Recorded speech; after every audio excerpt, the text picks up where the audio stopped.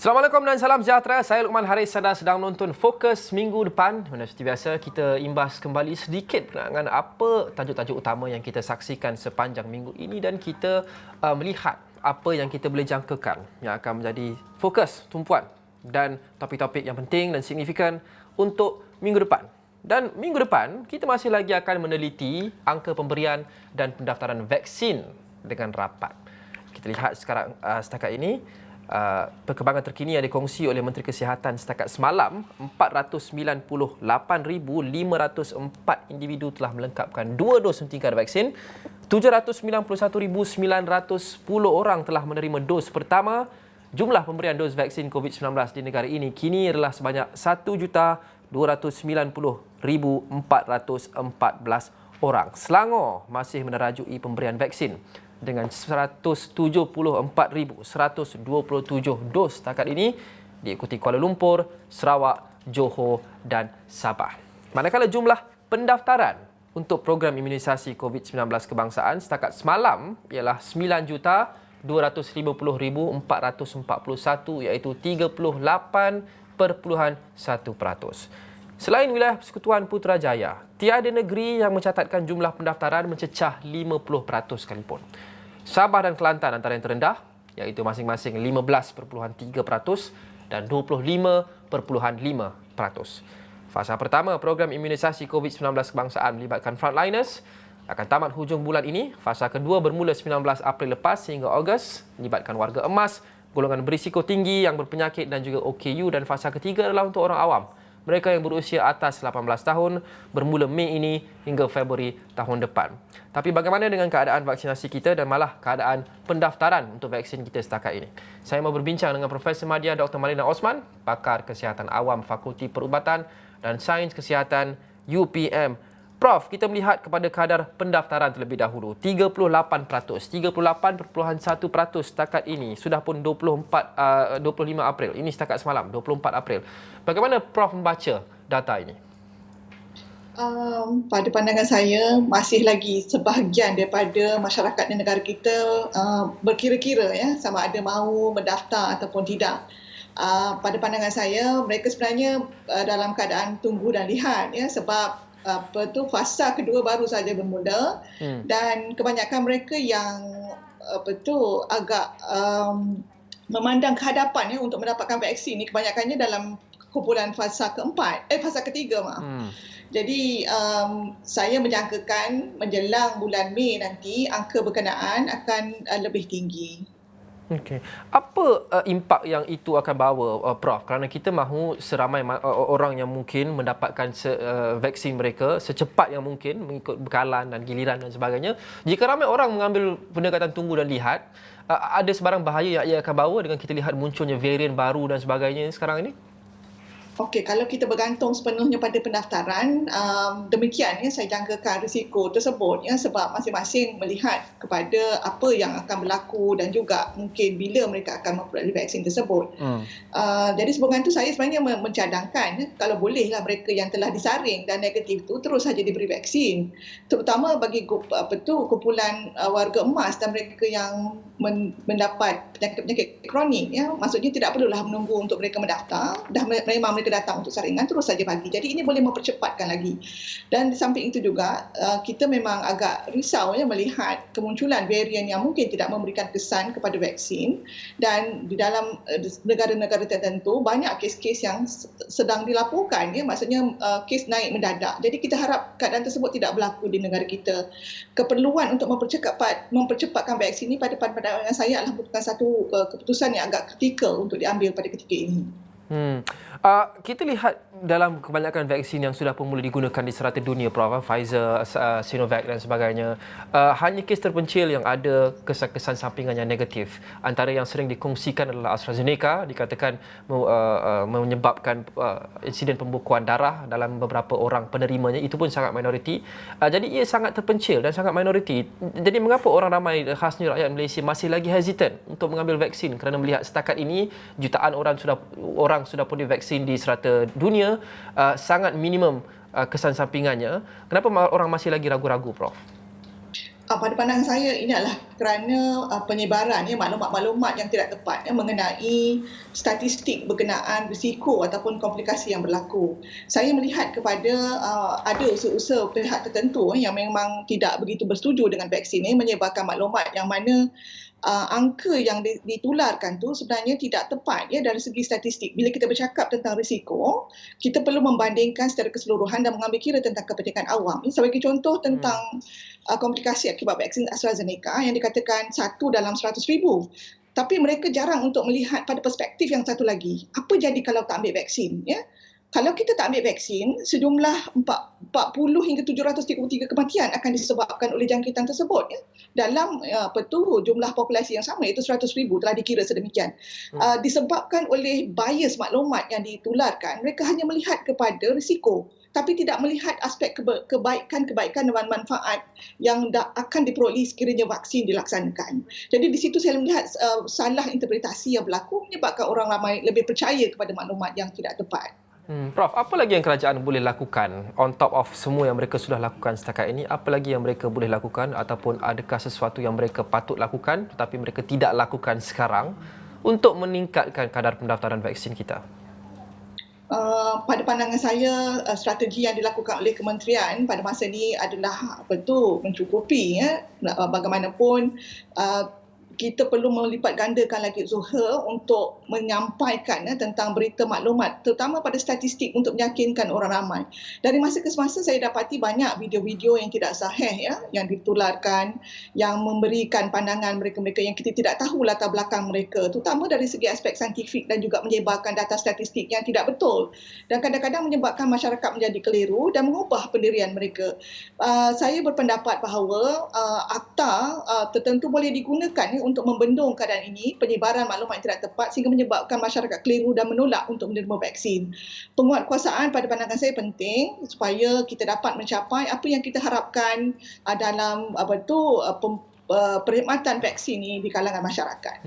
Prof menjagakan bahawa setelah kita memulakan fasa ketiga iaitu melibatkan kebanyakan orang awam, mungkin mereka yang masih lagi mengambil pendekatan tunggu dan lihat, mereka akan berubah fikiran dan mereka akan akhirnya melihat okey, kebanyakan orang sudah pun mengambil vaksin dan mereka tiada mengalami sebarang keadaan ataupun kesan sampingan yang teruk.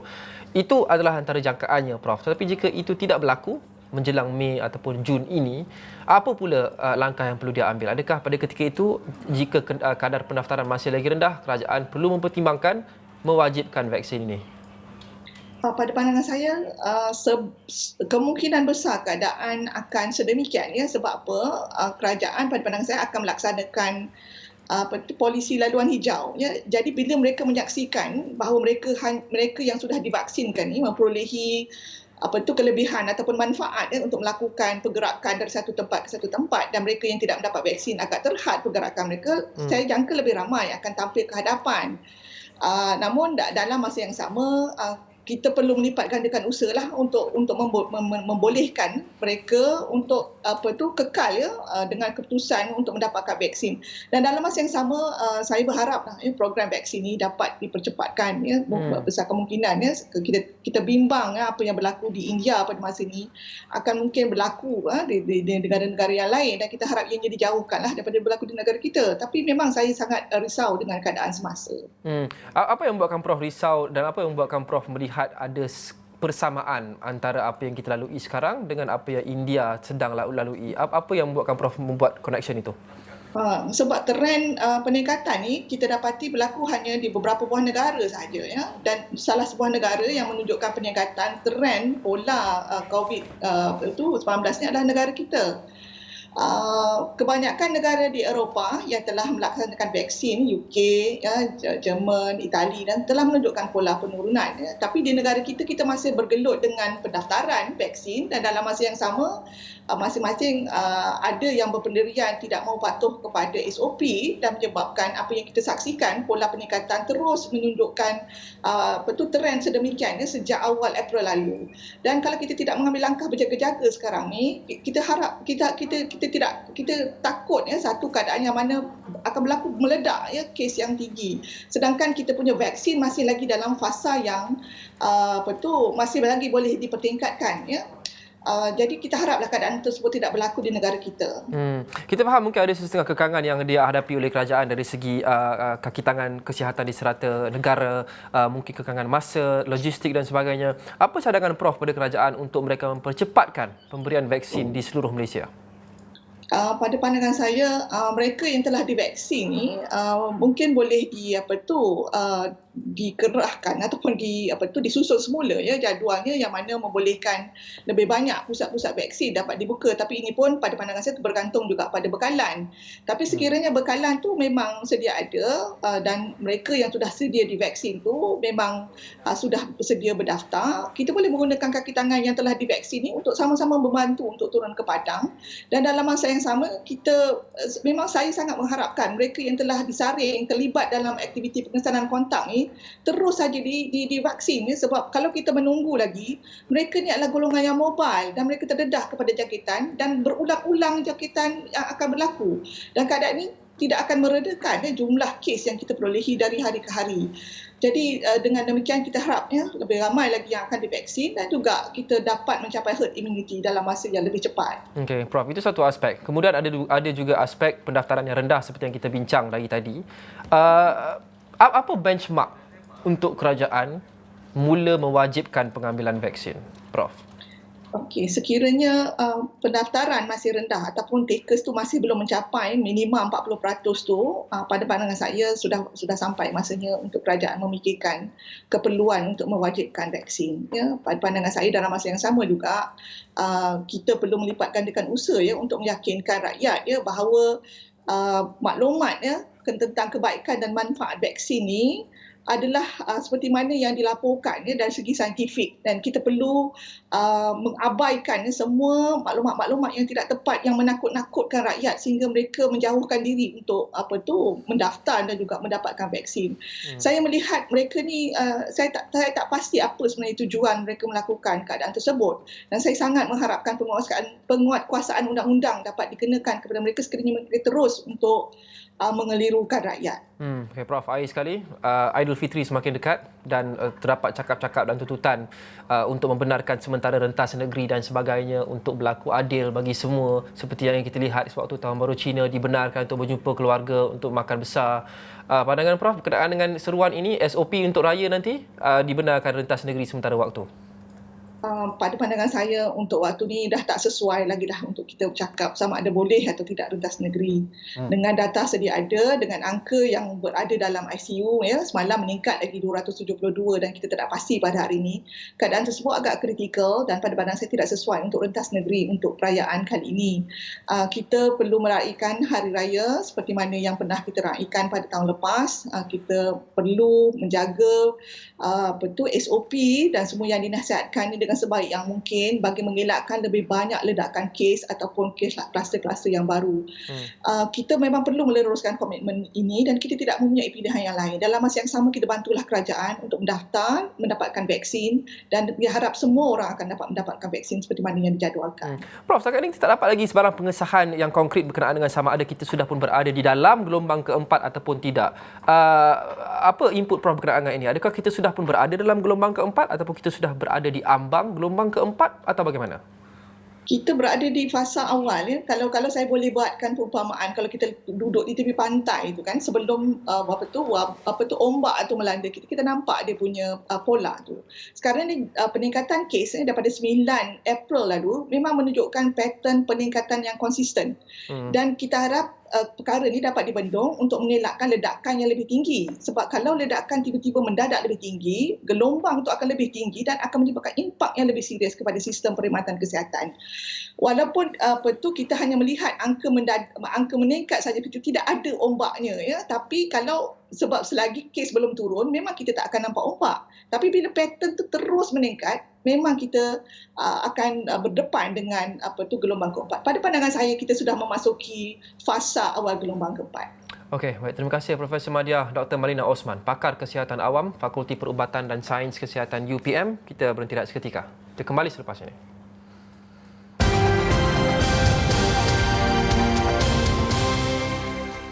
InsyaAllah saya lepas raya nanti saya akan keluar juga kenyataan berhubung dengan gerakan untuk mengambil tanda tangan menyokong UMNO tu. yang dibuat dengan agak dahsyat semasa di parlimen baru-baru ni, tapi tak berjaya lah untuk mengambil jumlah yang tertentu. Tapi saya menyimpan benda itu sebab ingin menjaga aib kawan-kawan dan sebagainya. Tapi kalau sekiranya keputusan parti untuk sokong Anwar, kita akan sokong lah. Tapi parti kita tak no Anwar, no DAP.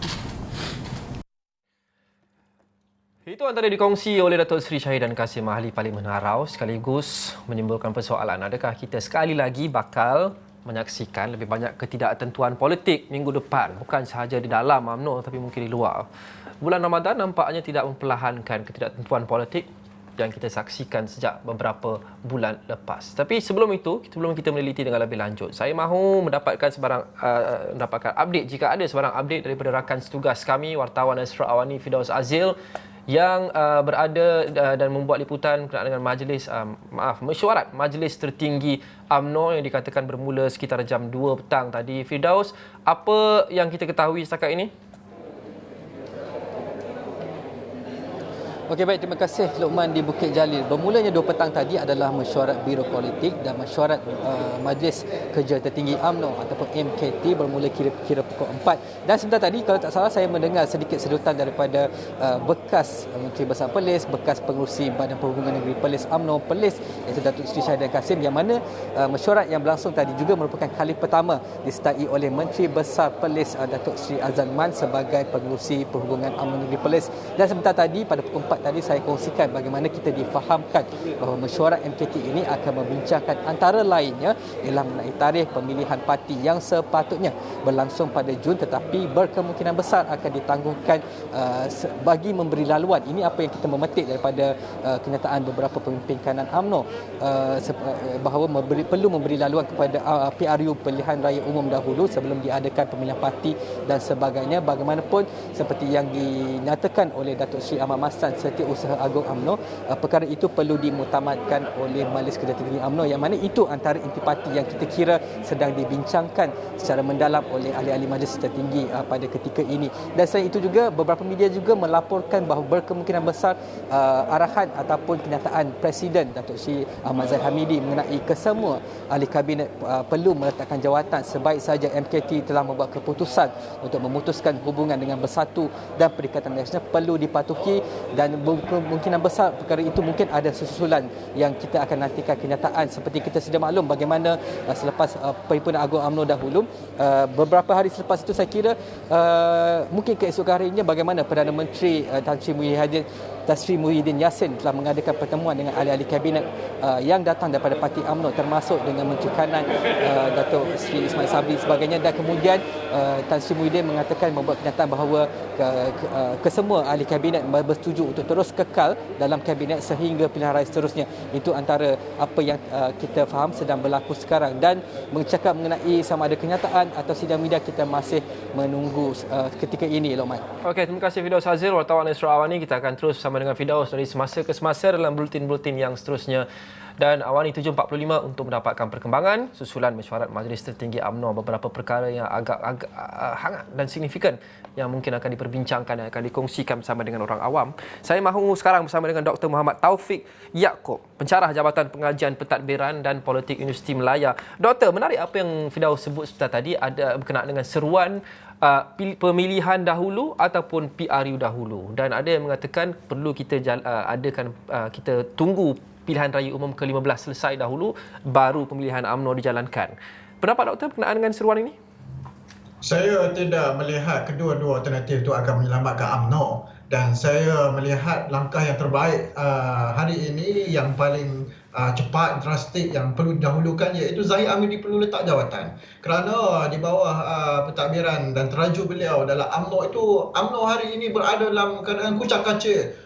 Pertukaran pengurusi perubahan UMNO negeri, kemudiannya pertelingkahan dalam UMNO, dan saya lihat jika pergantian segera Presiden UMNO itu dilakukan, misalnya meletak jawatan, maka tidak akan ada masalah yang besar untuk berhadapan dengan pemilihan UMNO dan juga untuk berhadapan dengan PRU 15, kerana parti hari ini ditadbir oleh seorang pemimpin yang sangat lemah. Ya, bukan sahaja untuk berhadapan dengan PRU 15 tetapi untuk mengendalikan parti sendiri yang diibaratkan sebagai rumah orang lain berhadapan dengan satu masalah situasi yang sungguh kronik. Tapi adakah ia semudah itu, Doktor, untuk kita meminta Presiden mengundurkan diri? Mungkin ya, tetapi kita lihat banyak lagi masalah-masalah yang jauh ke dalam. Seperti sebagai contoh, isu-isu asas yang mungkin beberapa peringkat ahli UMNO ada yang setuju, ada yang tidak setuju. Kerjasama dengan Bersatu ada yang setuju, ada yang tidak setuju untuk diputuskan. Malah kerjasama dengan PAS masih lagi menjadi tanda tanya di setengah kawasan. Di Terengganu mereka tidak mahu bekerjasama. Mereka mahu untuk terus bersaing di semua kerusi sebagai contoh. Adakah pengunduran Presiden cukup untuk menyelesaikan semua masalah UMNO? Zahid Hamidi perlu mengikuti contoh bekas-bekas Presiden UMNO yang mengundur diri apabila mereka sudah lagi tidak bersedia untuk memimpin UMNO ataupun sudah tidak mempunyai satu kekuatan untuk memimpin UMNO. Kita lihat daripada zaman Tunku Abdul Rahman sampailah Datuk Seri Muhammad Najib Tun Abdul Razak, mereka itu ada yang meninggalkan UMNO dan mengundur diri daripada Presiden dan tidak memberikan beban kepada UMNO untuk berhadapan dengan PIU 15. Dan bagi saya lihat inilah sebenarnya jiwa besar yang perlu ditunjukkan oleh Datuk Seri Ahmad Zahid Hamidi untuk mengundur diri daripada UMNO dengan kadar segera meletak jawatan. Dan kita tidak mahu Zahid Hamidi seorang presiden yang disingkirkan daripada partinya sendiri, mencatatkan sejarah pertama dalam parti UMNO disingkirkan sebagai presiden. Okey, kita lihat jika UMNO ingin terus mengumpul kembali kekuatannya untuk PRU ke-15, satu cara yang doktor sebut adalah mungkin dengan pengunduran Presiden Datuk Seri Ahmad Zahid Hamidi. Tetapi untuk kita bercakap berkenaan dengan kerangka PRU 15, mereka perlu menarik sokongan daripada kalangan orang yang sebelum ini tidak menyokong UMNO sekalipun. Mereka yang mungkin mengundi untuk parti lain dan sebagainya, untuk mereka mendapat cukup kekuatan dalam PRU 15 dari segi undi, dari segi kursi parlimen dan sebagainya, mereka perlu memperoleh majoriti. Tapi kebanyakan daripada orang di luar sana yang tidak menyokong UMNO memang tidak menyokong bukan hanya kerana Zahid Hamidi, tapi mereka mengaitkan parti itu dengan korupsi, dengan rasuah, dengan kronisme dan sebagainya. Jadi sungguh pun jika Presiden berundur dan UMNO masuk ke PRU 15, adakah ini cukup dan bagaimana UMNO mengubah persepsi yang sudah agak negatif dalam kalangan rakyat Malaysia menuju ke PRU 15 nanti? Saya lihat apabila Zahid Hamidi mengundur diri dengan kadar segera meletak jawatan, persepsi ini akan secara automatiknya berubah apabila pengganti beliau. Boleh kita lihat beberapa pemimpin pelapis yang boleh diangkat sebagai Presiden UMNO yang baru, misalnya Datuk Seri Muhammad Hassan ataupun Datuk Seri Ismail Sabri. Ini adalah pemimpin-pemimpin yang mampu digilap untuk menerajui UMNO dalam masa terdekat. Dan saya lihat dalam UMNO sendiri itu akan muncul sabotaj antara satu sama lain. Kita lihat pemberontakan di Perlis sekarang berlaku, beberapa pemimpin lain di peringkat nasional dan negeri juga cukup marah kepada tindakan Presiden apabila memperlihatkan tingkah lakunya dan tindakan-tindakan yang bertentangan dengan apa yang telah diputuskan dalam PAU baru-baru ini. Dan saya rasa yang paling sesuai dan perlu dilakukan segera iaitu bagaimana untuk menghilangkan dan merawat penyakit-penyakit dalam UMNO ni kadar segera. Kerana UMNO ini sedang berhadapan dengan masalah untuk menarik sokongan daripada pengundi-pengundi, itu yang pertama. Yang kedua, persepsi segera itu perlu diubah dengan kadar yang drastik, dan kita lihat pemimpin-pemimpin yang segar yang mampu untuk memperlihatkan bahawa mereka itu dapat meyakinkan rakyat, dan pengundi-pengundi perlu diangkat dengan kadar segera dan dapat mewujudkan satu kerjasama yang cukup kukuh dengan komponen MN dan PN. Okey, Doktor, selain daripada gesaan untuk Datuk Seri Ahmad Zahid Hamidi berundur, idea untuk bekerjasama dengan Parti Keadilan Rakyat ini, adakah pada hemat Doktor, adakah itu satu langkah yang bijak dan bernas dari segi sokongan dalam parlimennya, dari segi kekuatannya dan dari segi sentimennya untuk PRU 15? Is this the right move? Yang pertama, PH ini telah berhadapan dengan persepsi dan imej negatif apabila gagal untuk melaksanakan beberapa manifesto yang telah dijanjikan sebelum PRU ke-14. Dan PH juga sedang berhadapan dengan perpecahan dalaman komponen mereka itu sendiri. Kita lihat dalam kalangan pembangkang itu sendiri terdapat beberapa blok, misalnya blok Anwar, kemudian blok Syed Saddiq dan blok Tun. Jadi kalau Datuk Seri Ahmad Zahid Hamidi ingin membawa UMNO itu bersama dengan PH, bersama dengan Anwar, saya melihat ini langkah ke belakang dan menuju kegelapan UMNO itu sendiri, dan akhirnya ahli-ahli UMNO akan menolak UMNO dan memilih parti-parti alternatif Melayu lain bagi menggantikan UMNO dalam PRU 15 yang akan datang. Terima kasih Dr. Muhammad Taufik Yaakob, pensyarah Jabatan Pengajian Pentadbiran dan Politik Universiti Melaya. Dan terima kasih kepada anda menonton Fokus minggu depan. Itu saja. Terus dapatkan semua laporan kami di astroawani.com dan aplikasi Astro Awani di Google Play Store dan juga di Apple App Store. Saya Rahman Haris, terima kasih kerana menonton. Assalamualaikum dan salam hormat.